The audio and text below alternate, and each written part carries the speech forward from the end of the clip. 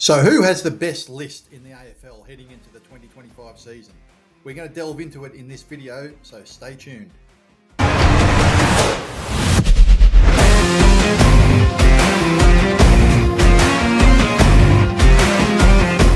If you like the content that I'm providing on this channel, please consider subscribing. It only takes 1 second to click the little subscribe button down there. I'd much appreciate it. So when looking at who has the best list, there's a couple of things to consider. First of all, who has the best starting 23? Who has the best depth? Who has the best overall list when you include the starting 23 and the players who are not in the starting 23? And you've also got to take into account that those who are not in the starting 23 are not going to play as much football as those that are. Okay, I've got it. So I'm going to use a ratings system based on the ratings given by the website draftguru.com.au. Hey, no more numbers. The link to that will be in the description bar below. Basically, they assess all the players in the AFL and give them one of 7 ratings. They give them either an A+, an A, a B+, a B, a C+, a C, or a D. So that's 7 ratings. So I thought the best way to do it, at least what I thought initially was the best way to do it, would be to allocate 7 points for an A+, 6 for an A, 5 points for a B+, 4 for a B, 3 points for a C+, 2 for a C, and 1 for a D. Yeah, we're going in order from best to worst. But then I thought about it a bit more, and if you did it that way, that means an A+ player is 7 times better than a D. And I don't think that's quite right.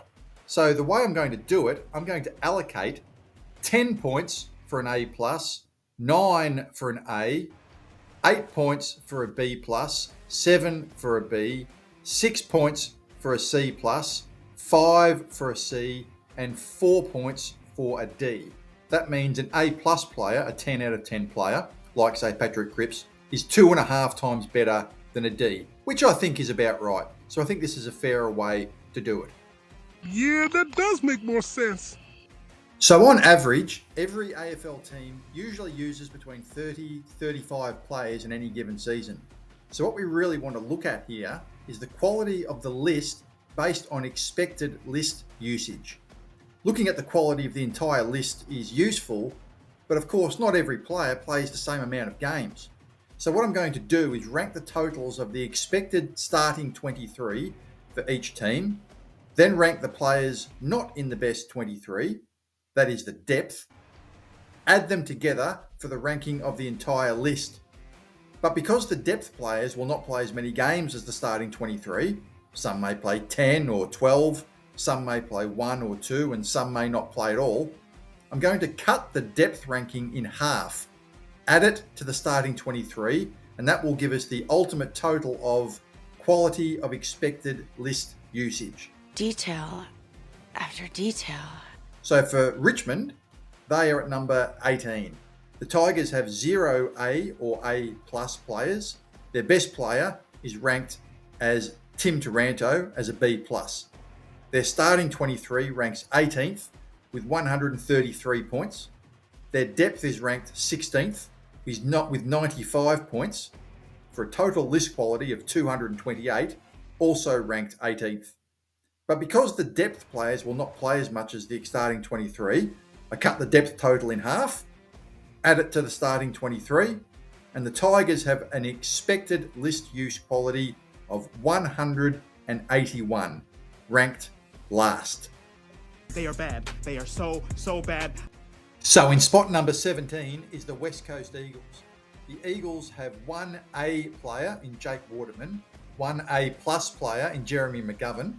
Their starting 23 ranks 17th with 148 points.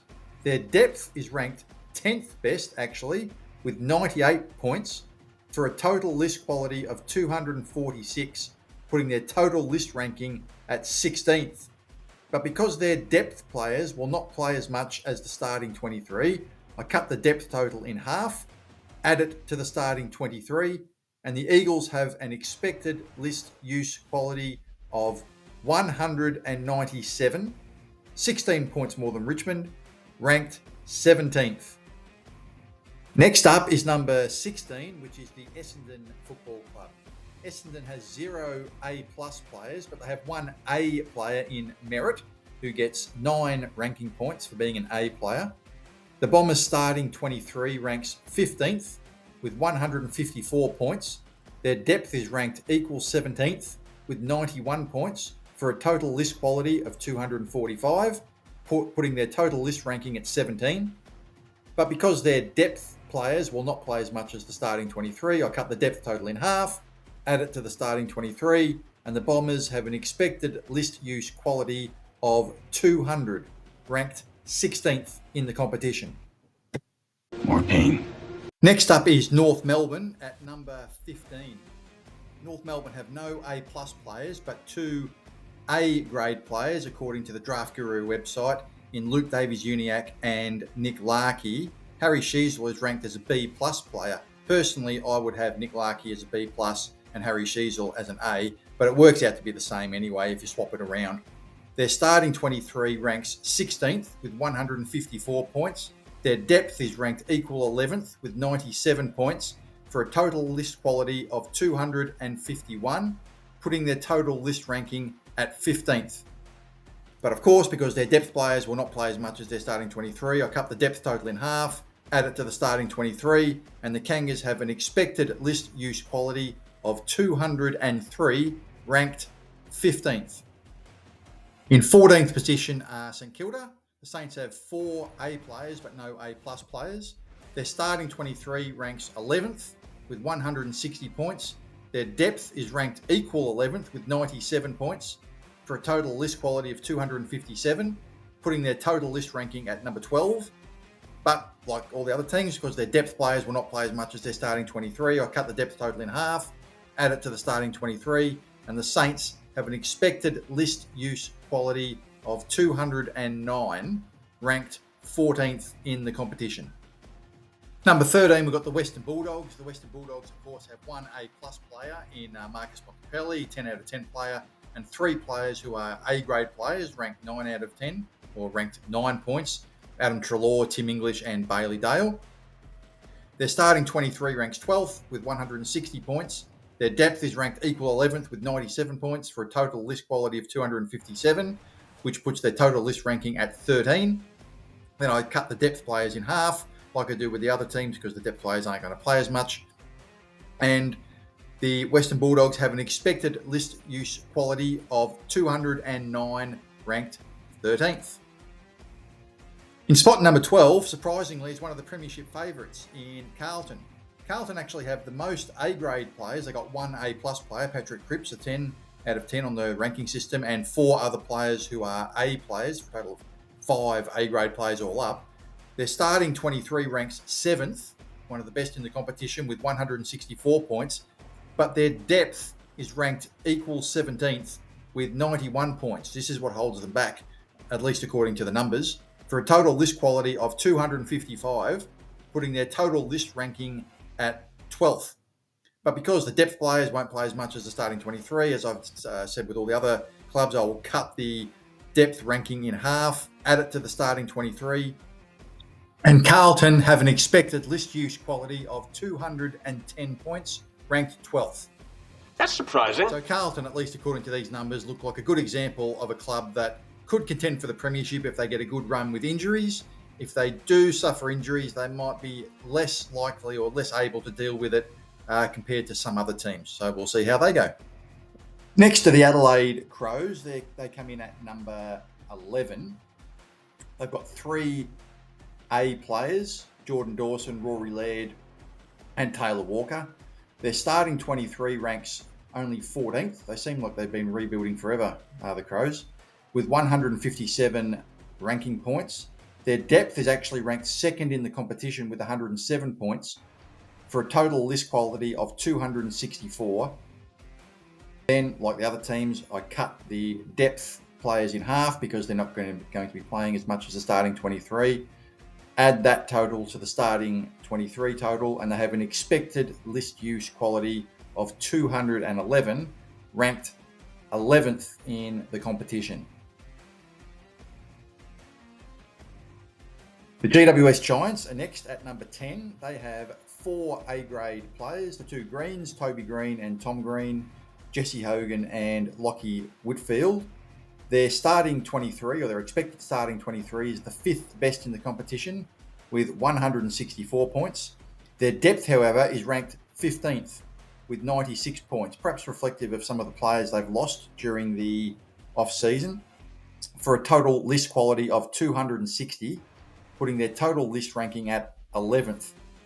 But like I do with the other teams, I've taken the depth quality, chopped it in half, or the depth ranking, chopped it in half, added it to the starting 23, and we have a total of 212 ranking points in terms of their expected list quality usage.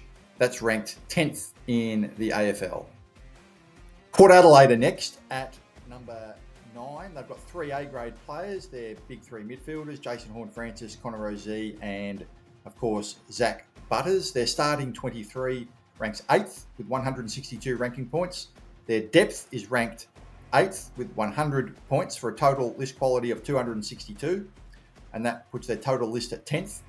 After I take the depth ranking and chop it in half and add that halved total to the starting 23, we have an expected list use quality, which is the figure that we're going with, of 212, which puts them as 9th in the competition. Fremantle Dockers are next at number 8. They have 3 A-grade players, Luke Ryan, Andrew Brayshaw and Caleb Sarong. Their starting 23 ranks 9th best in the competition with 161 ranking points. Their depth is ranked 6th with 102 points for a total list quality of 263, putting their total list ranking at 9th. After I take the depth total, chop it in half and add the halved total to the starting 23, we see them have a ranking of 212 in terms of their expected list usage, which puts them as the 8th team in the competition. Number 7, in terms of the quality of their expected list usage, is the Gold Coast Suns. They've got 3 A-grade players, Matt Rowell, Noah Anderson and Tuke Miller. Their starting 23 ranks only 13th with 158 points, but their depth is surprisingly the best in the competition with 109 ranking points for a total list quality of 267, putting their total list ranking at 4th. After I take the depth and chop it in half and add that to the starting 23, they have an expected list use quality of 213, ranked 7th in the competition. In 6th spot, in terms of the quality of their expected list usage, are the Demons, Melbourne. Their starting 23 ranks 10th with 160 points. They've got 4 A players on the list and 1 A+. They've got Gawn as the A+, and the A players are Viney, Petraka, May, and Oliver. Their depth is ranked 4th in the competition with 105 points for a total list quality of 265, which puts their total list ranking at 6th. After I take the depth total, chop it in half, and add that to the starting 23, reflecting the fact that the players who are not in the starting 23 are not going to be playing as much, they come in at 6th in the competition in terms of their expected list usage with a ranking of 213. In 5th are the Sydney Swans. They have 4 A players in Heaney, Warner, Goulden and Blakey. Their starting 23 is the 4th best with 164 ranking points. Their depth is 7th with 101 points for a total list quality of 265, which puts their total list ranking at 5th. And they are also ranked 5th in terms of their expected list usage, which is what this ranking is all about. After I take the depth players and chop it in half and add that halved total to the starting 23, their expected list use quality is a ranking of 215. Geelong is next in terms of expected list use quality for 2025. They come in at number 4. They have 2 A players and 1 A+. Jeremy Cameron is the A+, and Tyson Stengel and Tom Stewart are the 2 A players. Their starting 23 ranks 2nd with 167 ranking points. Their depth is ranked equal 11th with 97 points for a total list quality of 264 ranking points, which puts their total list at 7th after we halve the depth players and add that to the starting 23, we have an expected list use quality ranking of 216 points, ranked 4th. The team that comes in at number 3 in terms of the quality of their expected list usage for 2025 are the Brisbane Lions. Brisbane has 1 A-plus player in Lachie Neale and 4 A-grade players in Charlie Cameron, Harris Andrews, Hugh McCluggage and Dane Zorko. Their starting 23 is 6th best in terms of their ranking with 164 ranking points. Their depth is ranked equal 5th with 104 points for a total list quality of 268, which puts their total list ranking at 3rd, which is exactly the same as their expected list use quality ranking, which comes in at 216. After I halve the depth players and add it to the starting 23, that comes in as number 3 for the Brisbane Lions. Hawthorn come in at 2nd in terms of the quality of their expected list usage. They have 3 A players in Dylan Moore, John Newcomb and James Sicily. Their starting 23 ranks 3rd with 166 ranking points. Their depth is also ranked 3rd with 105 points for a total list quality of 271, putting their total list ranking as the best in the competition. After we adjust and we adjust their depth ranking by chopping it in half and adding it to the starting 23 ranking, we have an expected list use quality of 219 ranking points, which is ranked 2nd for the Hawks. Interestingly, the Hawks have the most B players. That's a total of B and B+. They have 19 such players, which is more than any other team, which probably speaks to the strength of their list.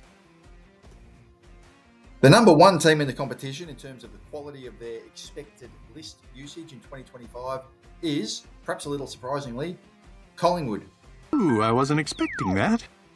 They have 3 A players in Josh Dacos, Darcy Moore and Dan Houston, and 1 A-plus player in Nick Dacos. Their starting 23 ranks 1st with 171 points. Their depth is ranked 9th with 99 points for a total list quality of 270, putting their total list ranking as 2nd best list in the competition. After we halve the depth players in half because they won't be playing as much as the starting 23, adding it to the starting 23 ranking, they have an expected list use quality of 221, ranked 1st in the competition. Wow, this took a lot of work. So there you have it. There's the ranking for the 18 teams in terms of the quality of their expected list usage in 2025. Obviously, you've got to take these with a grain of salt. The rankings on this Draft Guru website are open to conjecture. Everyone has their own opinion. You might think a player is deserving of a B ranking and the website might give them a C. You might think a player doesn't deserve an A ranking and they should be closer to a B or a B+. Collingwood, of course, come up at number 1 on this list, but they do also have the oldest list in the competition. So is there going to be improvement amongst those other players? There's going to be other teams, perhaps younger teams, who have players that move, or certain players that improve their quality and move from, C's to B pluses and move from D's to C's and things like that. There will obviously be players that improve during the year. So there's all sorts of those things, all those factors and variables to take into account. But it's interesting to at least analyse the list based on what we know and the quality of the players based on the output that they have shown. So what do you think? Do you think this is broadly accurate? It looks kind of accurate, but there are some weird outcomes in there on the list. But at the end of the day, we just analyse the numbers and the numbers fall where they are, and this is how they came out. So anyway, if you like this content, please consider subscribing to the channel. About 95% of the people that watch the channel don't subscribe, so it just takes 1 second to click the little button there. So if you do that, it'd be much appreciated. And as always, have a great day.